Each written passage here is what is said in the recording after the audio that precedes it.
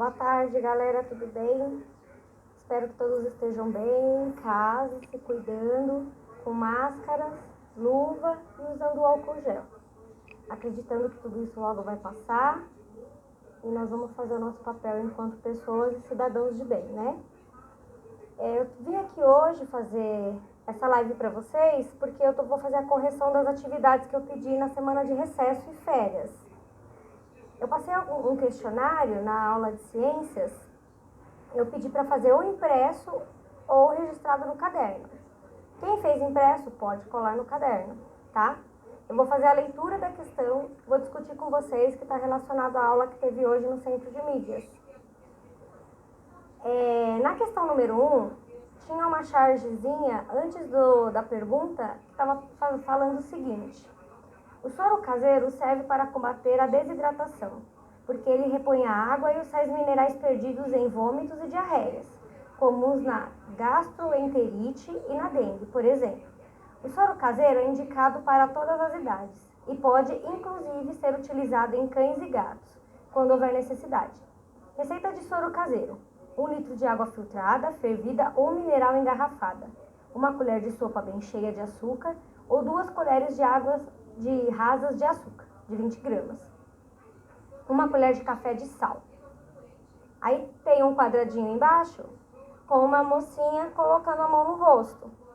Quando fazemos a mistura do soro caseiro, podemos distinguir o sal e o açúcar, que foram dissolvidos nela. Existem misturas em que podemos distinguir os elementos que foram misturados somente pela observação.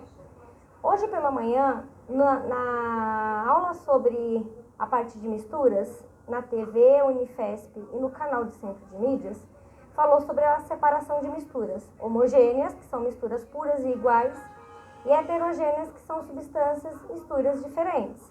Então, quando você tem o óleo, por exemplo, e a água, lembra do laboratório que nós fizemos? Nós fizemos um laboratório que vocês levaram o óleo, o vinagre e o corante. E no tubo de ensaio ficavam diferentes as cores. Aí quem ficava em cima era o óleo, que era mais pesado, e na parte de baixo ficava o que era mais leve. Tá? Então hoje estava bem relacionada a aula do Centro de Mídias com o que eu já expliquei para vocês e que vocês possuem no caderno. Com relação a essa receita que eu dei para vocês do soro caseiro, que é 1 litro de água e o sal e o açúcar, é utilizado para desidratação e quando a pessoa tem diarreia. Muitas vezes os hospitais, os médicos passam isso para repor o líquido do nosso corpo. Então, no caso, por exemplo, do coronavírus agora, as pessoas precisam estar bem hidratadas, certo? Na questão 1, está dizendo assim: quando fazemos a mistura do soro caseiro, podemos distinguir o sal e o açúcar que foram diluídos nela. Existem misturas em que podemos distinguir os elementos que foram misturados somente pela observação? Então, de acordo com o que nós estamos falando, a água é uma substância homogênea, porém, como ela tem o oxigênio e o gás carbônico, ela vai se tornar o quê? É uma substância heterogênea, porque tem mistura de elementos químicos. Então, quando nós misturamos a água, que é o soro caseiro, com o sal e o açúcar, nós podemos ver substâncias heterogêneas, porque são substâncias diferentes. Porém, na água, não vai ficar o sal ou o açúcar em cima. Ele vai descer para o fundo, porque ele é mais leve, tá? Existem misturas que podem distinguir os elementos que foram misturados somente pela observação? Sim, porque nós vemos que o sal e o açúcar, eles vão descer, eles vão lá para o fundo do tubo de ensaio que nós fizemos, tá? Vocês podem fazer esse experimento em casa com elementos químicos que vocês têm em casa, que é utilizando 1 litro de água, o sal e o açúcar. Pode usar até uma dica para aula de práticas. 2. De acordo com o texto instrucional, podemos dizer que as misturas descritas são homogêneas ou heterogêneas. Justifique sua resposta. De acordo com o texto, nós podemos falar que são substâncias heterogêneas. Por que elas são heterogêneas? Porque são substâncias diferentes. Vocês têm a água, o sal e o açúcar. Se tivesse somente a água pura, seria homogêneo. 3. Em um experimento, água, óleo de cozinha, corante alimentício e açúcar foram utilizados para produzir misturas.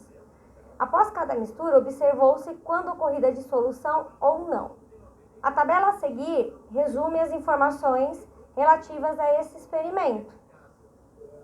Na tabela que eu mandei para vocês, vocês têm aí alguns exemplos de substâncias que são homogêneas e heterogêneas. Essas substâncias que são homogêneas e heterogêneas, elas vão ser... Eu estou pedindo para que vocês façam a classificação, tá? Então, vamos lá. Na substância 1, tá água e óleo. Teve a dissolução? O óleo foi dissolvido? Não. Então, ele é o quê? Heterogêneo. 2, corante e água. Teve a mistura do corante com a água? Sim. Então, ele é homogêneo. Açúcar e água. Teve a mistura?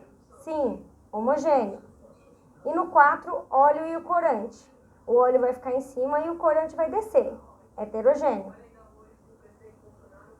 Aí embaixo, eu dei uma questão, analise o trecho e a imagem e responda, que é sobre o petróleo.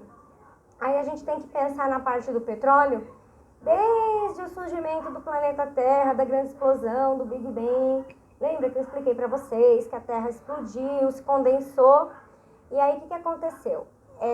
Os metais pesados desceram para o centro da Terra. Como eles desceram para o centro da Terra, teve essa separação de elementos químicos, né? Então, o petróleo foi se formando no fundo dos mares, rios e oceanos por conta desses elementos químicos que ficaram onde? Debaixo da terra, tá bom? Ok? Então, o petróleo também é uma substância mais pesada, na verdade, porque ele é um óleo. Ele é um recurso que ele não é renovável. Mas isso daí nós vamos ver na próxima aula. Um beijo, espero que vocês façam a correção e registrem tudo no caderno.